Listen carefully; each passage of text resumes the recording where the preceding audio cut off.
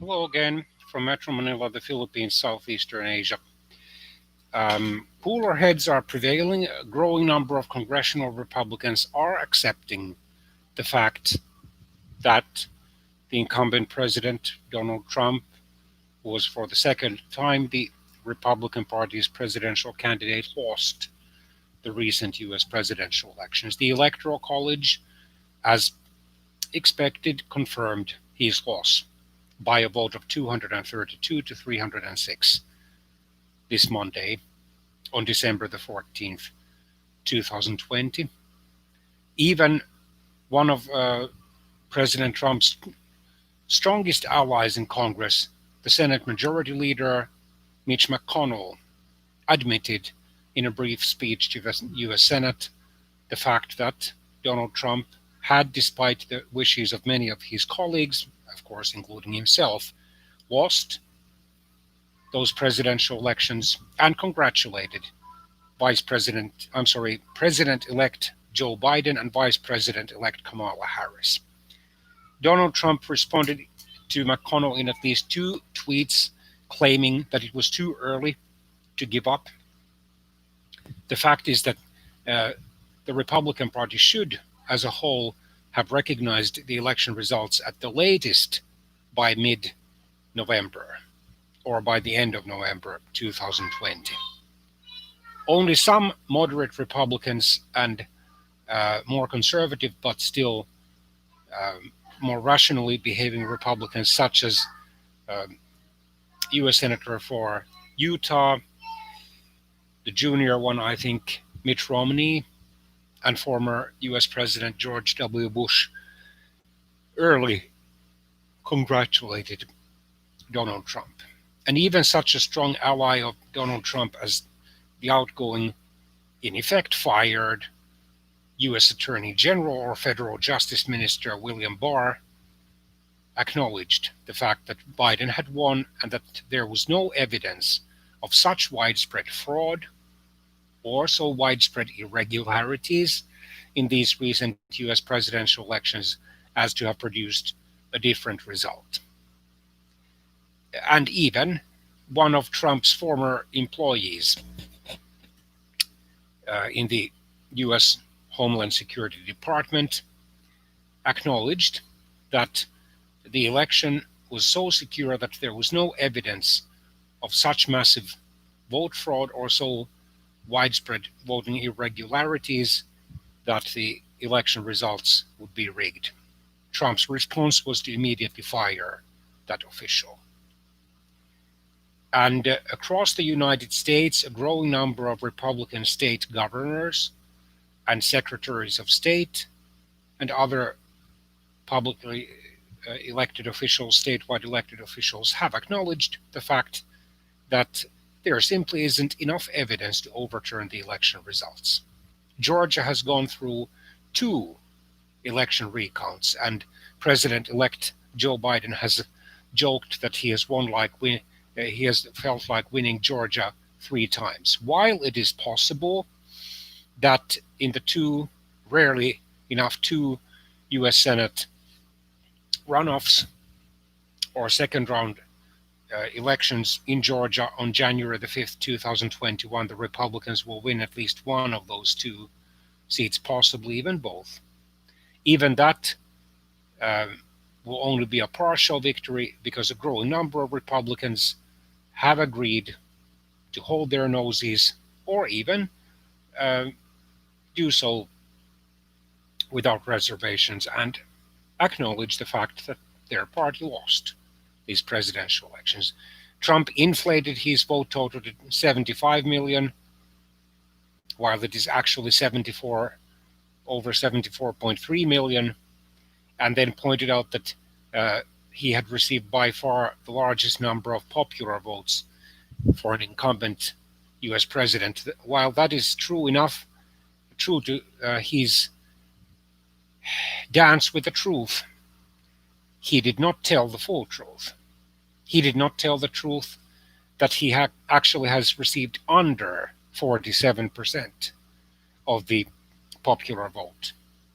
And then when he compared his vote total to uh, Barack Obama's, he failed to mention the fact that when Barack Obama was re-elected in 2012, not only did his overall percentage of the popular vote decline from almost 53% to just over 51%, but also the voter turnout was somewhat down.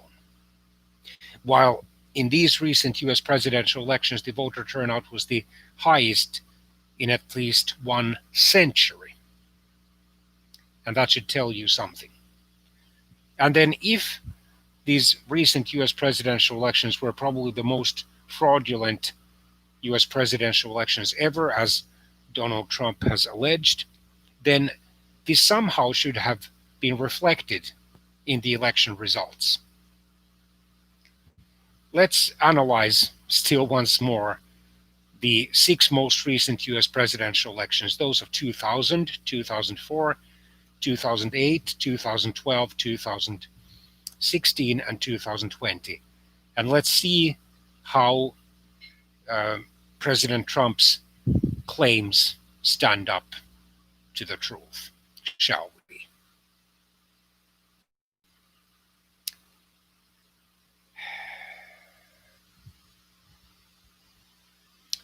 Well, first of all,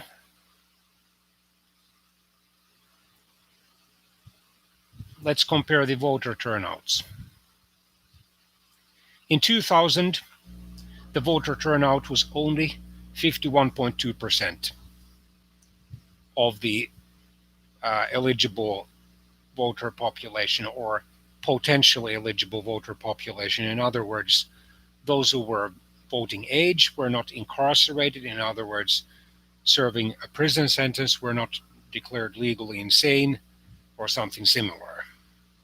But in many, if not most, US federal states, even those people who would technically be eligible to vote must register to vote sometime before the election day. So keeping those caveats in mind.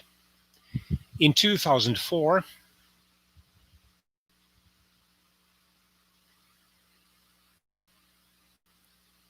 the voter turnout rose significantly to 56.7%. In 2008, probably mostly due to the fact that for the first time a major US political party had a partly African American politician as its presidential candidate, Barack Obama, the voter turnout rose, albeit marginally, to 58.2%. When Obama ran for re-election in 2012, the voter turnout fell to 54.9%, something that Donald Trump doesn't want you, dear viewers, especially if you happen to be US citizens, and particularly if your political party affiliation or persuasion is more or less Republican, or you are anyway leaning that way, even if you were registered independents, for example. Yeah, 54.9%. Then in 2016,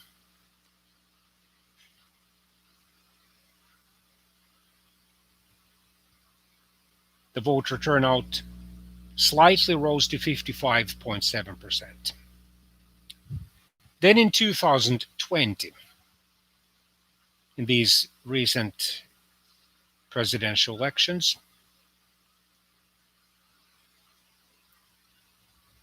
the voter turnout preliminarily rose dramatically to 66.7%. Again, something that Donald Trump doesn't want you, dear viewers, to think about. Because in a country with as large voting age population and potential eligible voter population as the United States, if the voter turnout is up by 10%, that means over 20 million more votes and voters who exercise their democratic right to vote.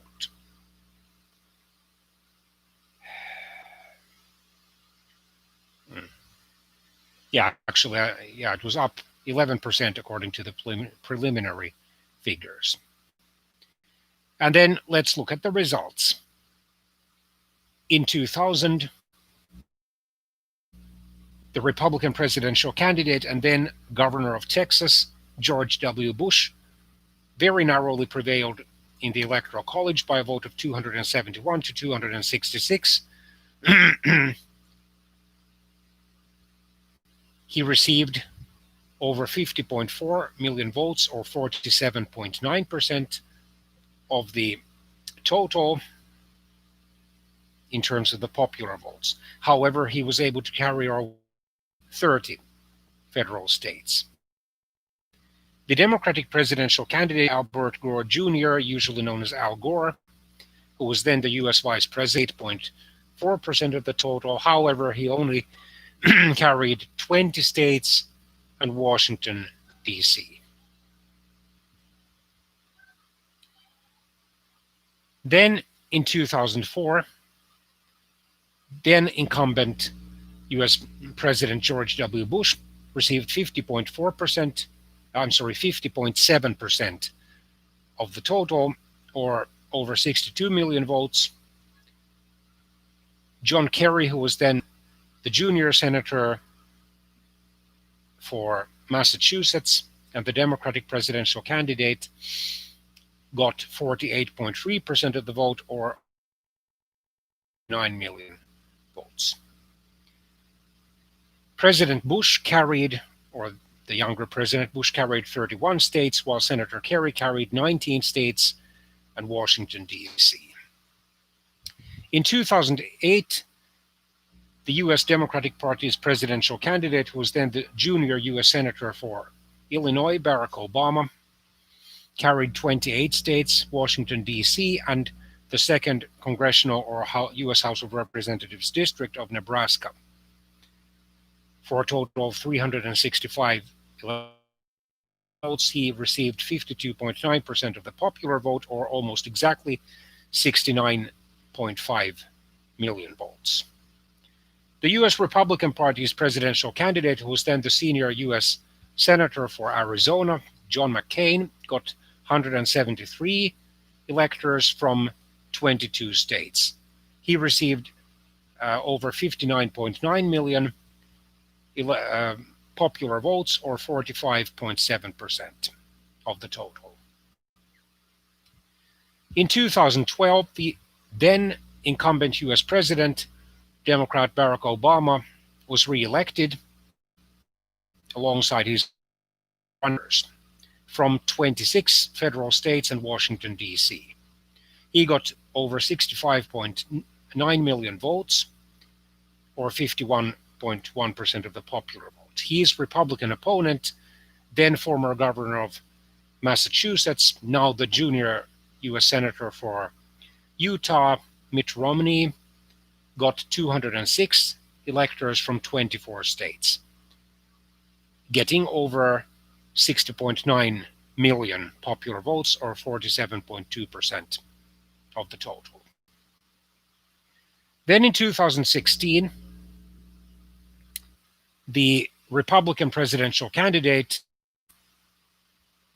of the United States, businessman Donald Trump, got 304 electors in the Electoral College vote, that is, carrying 30 federal states and the 2nd Congressional District of Maine.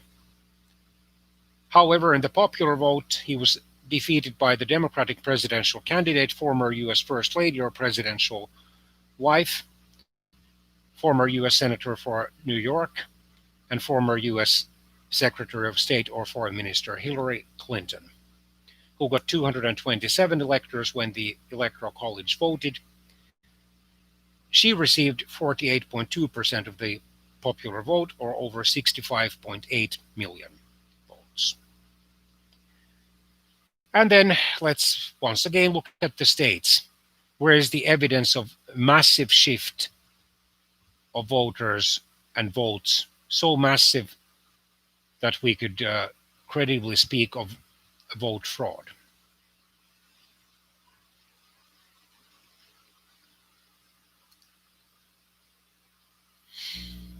In 2000, The Bush-Cheney ticket carried or won the following states: Alabama, Alaska, Arizona, Arkansas, Colorado, Florida, Georgia, Idaho, Indiana, Kansas, Kentucky, Louisiana, Mississippi, Missouri, Montana, Nebraska, Nevada, New Hampshire, North Carolina, North Dakota, Ohio, Oklahoma, South Carolina, South Dakota, Tennessee, Texas, Utah, Virginia, West Virginia, and Wyoming. By contrast, the Gore-Lieberman ticket carried California, which, by the way, has become since 1992 one of the safest Democratic states in the US presidential elections, because that liberal zone in Southern California, roughly from Los Angeles to Hollywood, but not limited to that region, of course, quite safely votes Democratic to offset the Republican majorities in the smaller cities and rural towns, or many of the smaller cities and rural towns of California. Connecticut, which is a part of the blue zone or Democratic zone of New England, or northeastern United States, which in the US political spectrum is on the liberal end. Even many Republicans there could be considered liberal, moderate, or centrist Republicans. Delaware, a mid-Atlantic state, but incidentally the state which the current US President-elect Joe Biden represented for 36 years in the United States Senate. Then Washington, D.C., which is a heavily Democratic city, and incidentally also the US capital. Then Hawaii, which has often, since the 1990s, voted for the Democratic presidential candidates, but also was carried, for example, by Lyndon Johnson in 1964 and by Jimmy Carter in 1976. Yeah, those two presidents, and Democratic presidential candidates. Then Iowa was narrowly carried by the Gore-Lieberman ticket. It's in the US Midwest. Maine, another New England state, was also carried by Gore and Lieberman. So was Maryland, which is actually Washington, D.C.'s northern neighbor and a so-called mid-Atlantic state. Massachusetts, one of the most liberal of the 50 U.S. states in New England. Michigan, a traditionally battleground state, and indeed it was not carried by that much, although there was a margin of over 5%. It's in the upper Midwestern borders, actually on the Canadian province of Ontario, to the north and west. Then New Jersey, a battleground state in the mid-Atlantic states, New Mexico, the southwestern US states, and that was very narrowly carried by the Gore-Lieberman ticket, indeed by just 366 votes.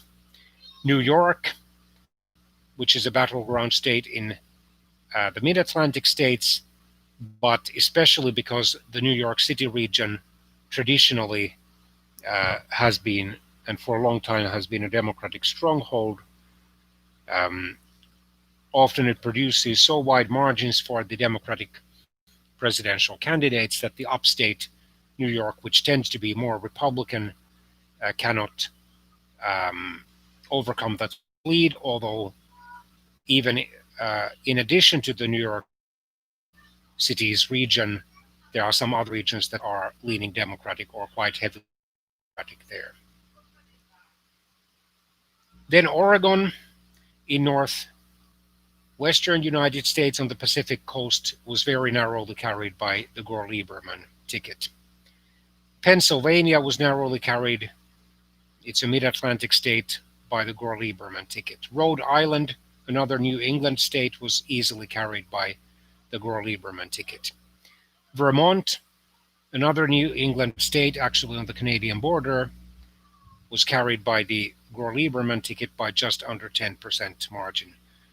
Washington state in the Pacific Northwest of the United States was carried by the Gore Lieberman ticket.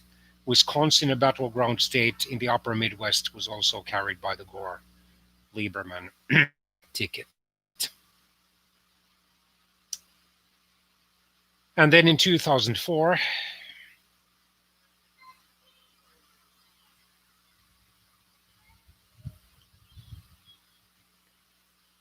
the victorious Bush-Cheney ticket carried or won the following U.S. federal states: Alabama, Alaska, Arizona, Arkansas. Sound familiar?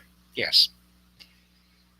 Colorado, Florida, Georgia, Idaho, Indiana, Iowa, Kansas, Kentucky, Louisiana. So much the same as in 2000. Mississippi, Missouri, Montana, Nebraska, Nevada, New Mexico, North Carolina, North Dakota, Ohio, Oklahoma. So not too surprising ones. South Carolina, South Dakota, Tennessee, Texas, Utah, Virginia, West Virginia, and Wyoming. The losing ticket, Kerry Edwards, was able to carry the following states: California, Connecticut, Delaware, District of Columbia, Hawaii, Illinois, Maine, Maryland, Massachusetts, Michigan, Minnesota, New Hampshire, New Jersey, New York, Oregon, Pennsylvania, Rhode Island, Vermont, Washington, Wisconsin. Hardly surprising group of states.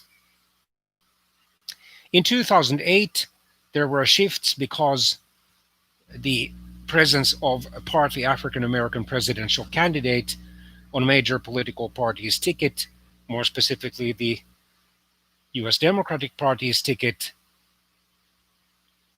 energized especially many ethno-racial minority voters. And therefore, Obama was able to win in 2000 and or 2004, and for the older President Bush in 1988 and or 1992, and able to win back some of the Republicans and Republican-leaning independents who had voted for Clinton, Bill Clinton, that is, either in 1992 or 1996, or in both of those presidential elections. So the victorious Obama-Biden ticket won or carried the following U.S. federal states: California, Colorado, Connecticut, Delaware, District of Columbia, which is not a state but a special U.S. territory, the U.S. capital, Florida, Hawaii, Illinois, Indiana, Iowa, Maine, Maryland, Massachusetts, Michigan, Minnesota. Then Nevada, New Hampshire, New Jersey, New Mexico, New York, North Carolina, albeit very narrowly, Ohio, Oregon, Pennsylvania, Rhode Island, Vermont, Virginia, Washington, and Wisconsin.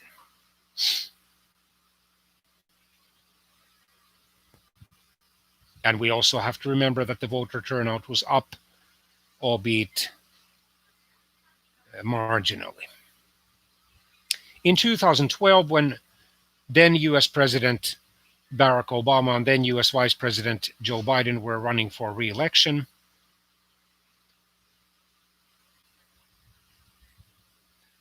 they won or carried the following federal states. Or maybe I should mention the states carried in 2008 by the losing ticket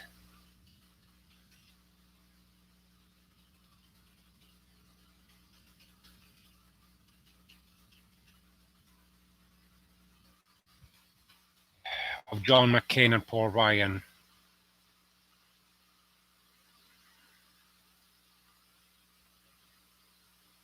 Sorry for forgetting to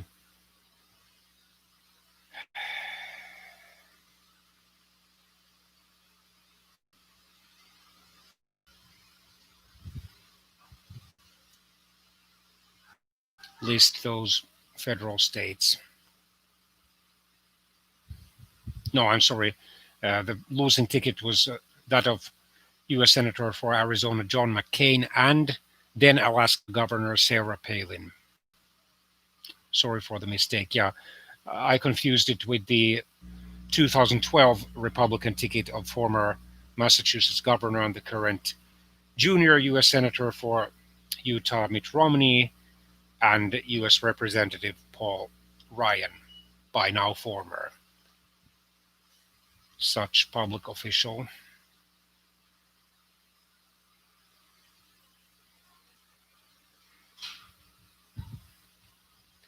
Yes, the McCain-Palin ticket carried the following U.S. federal states in the 2008 U.S. presidential elections: Alabama, Alaska, Arizona, Arkansas.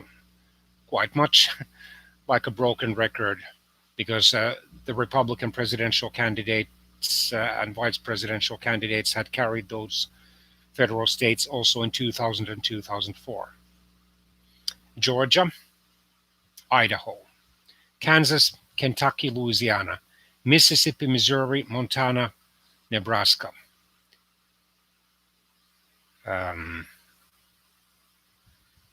North Dakota, Oklahoma, South Carolina, South Dakota, Tennessee, Texas, Utah, West Virginia, and Wyoming. So no big surprises there. But in 2012, the victorious Obama-Biden ticket was re-elected, carrying or winning the following U.S. federal states: California, Colorado, Connecticut, Delaware, District of Columbia, Florida, Hawaii, by the way, Barack Obama's birth state, Illinois, Iowa, Maine, Maryland, Massachusetts, Michigan, Minnesota, Nevada, New Hampshire, New Jersey, New Mexico, New York, Ohio, Oregon, Pennsylvania, Rhode Island, Vermont, Virginia, Washington, and Wisconsin. The losing ticket,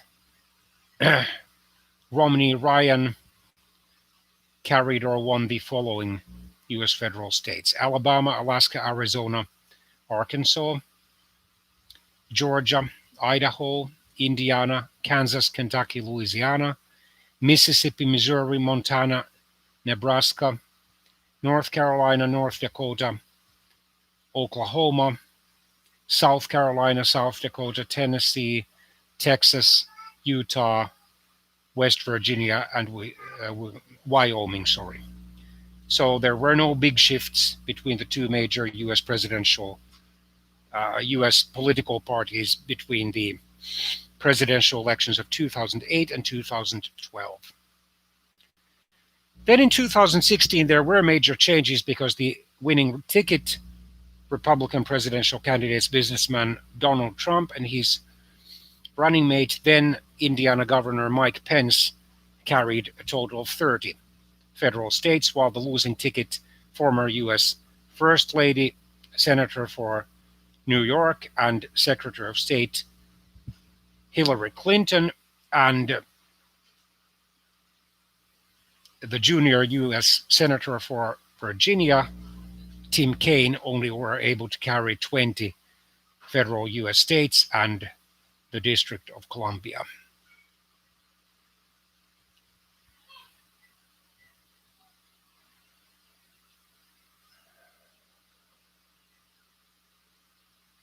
So,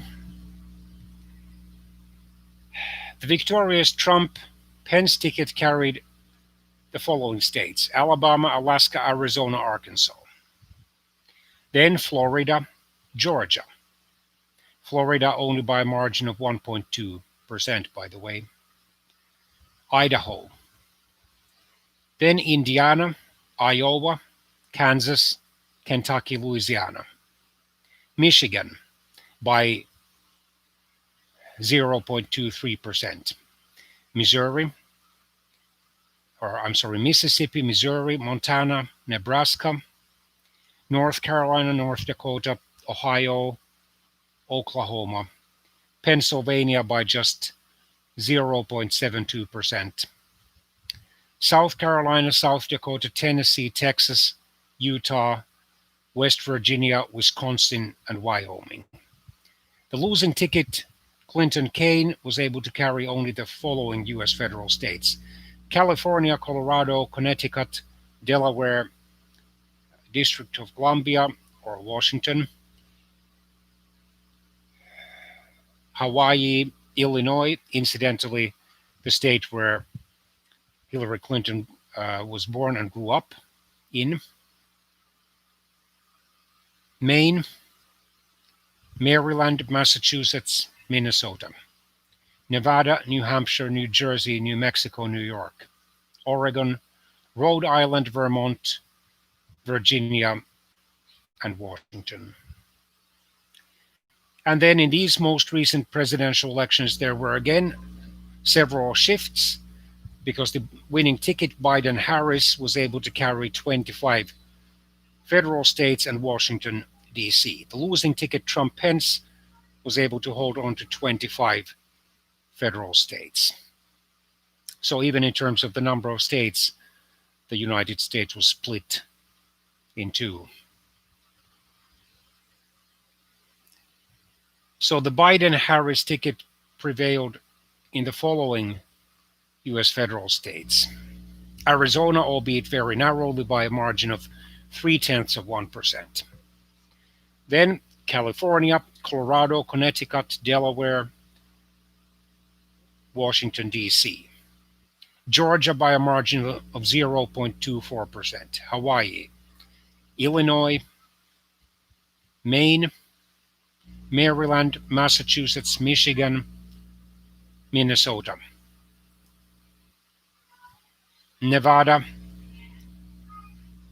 New Hampshire, New Jersey, New Mexico, New York. Then Oregon, Pennsylvania, there the victory margin was 1.17%. Rhode Island, Vermont, Virginia, Washington, and then Wisconsin by a margin of only 0.63%. The losing ticket, or main losing ticket, Trump-Pence was able to carry the following U.S. federal states: Alabama, Alaska, Arkansas, Florida, Idaho, Indiana, Iowa, Kansas, Kentucky, Louisiana, Mississippi, Missouri, Montana, Nebraska, North Carolina, North Dakota, Ohio, Oklahoma, South Carolina, South Dakota, Tennessee, Texas, Utah, West Virginia, and Wyoming. Are many people angry? Well, of course. But if the presidential election results are fairly close, as they were with the winning ticket, in this case, the ticket of Biden and Harris being 4.5% ahead. Of course, there always are disgruntled voters on the losing side. The Biden-Harris ticket, if we just look at the issue statistically, was able to prevail because it won enough of the close states. All the three U.S. federal states where the margin of victory was under 1%. Georgia, Arizona, and Wisconsin, these three states have, or still had in these presidential elections, but will no longer have in 2024, 37 electors. The number of electors of Georgia and Arizona is likely to grow because those two states have a lot faster population growth rate than Wisconsin, which might actually end up losing one. And then in the notably close states where the margin of victory was between 1% and 5%, the Biden-Harris ticket was able to carry 3 states out of 5: Pennsylvania, Nevada, and Michigan, which Still, in these presidential elections at 42 electors, likely they will have fewer in the next two presidential elections in 2024 and 2028. While North Carolina and Florida were carried by the Trump-Pence ticket for a total of 44 electors, and at least Florida is very likely going to gain electors because in the recent decades it has been one of the fastest growing US federal states in terms of its population. So bad luck, but the presidential election results, the vote counts, the recounts, including 2 in Georgia, have shown no significant errors. The errors, irregularities that have been shown to be human errors, clerical errors without an evil intent, provable even evil intent to overturn or manipulate the election results. And then even in the states that were fairly close, where the victory margin of the winning ticket was between 5% and 10%, the Biden-Harris ticket was luckier, or quite lucky. Quite lucky, but not extremely lucky. Actually, the Trump-Pence ticket there was luckier because it managed to carry Texas, the second most populous US federal state, which still in these presidential elections had 38 electors and will almost certainly have more in 2024 and 2028, because also the Texan population is growing more quickly than the US population on average. And then Ohio and Iowa. So those 3 states had still in these presidential elections a total of 62 electors, while New Hampshire and Maine had a total of 16 electors, and they were carried by the victorious Biden-Harris ticket. So, of course, it's difficult to accept defeat, but the good losers accept the defeat and move on.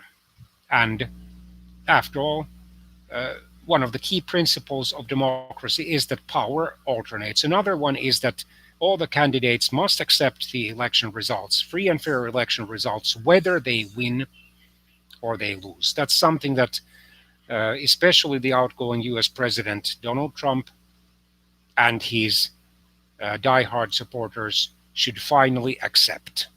If the election had gone the other way, the Biden-Harris ticket would quickly and politely have congratulated the then, in that case, re-elected Trump-Pence ticket and would have refrained from any election challenges. This is a disgrace for the US democracy, but I hope and pray that cooler heads will prevail on January the 6th, 2021, so that without any complications, the US Congress will certify the presidential election results. And now that a growing number of congressional Republicans have, albeit reluctantly in many cases, acknowledged that President Trump lost and former Vice President Biden won, this should be more or less a formality. May God have mercy on the United States and on the rest of the world.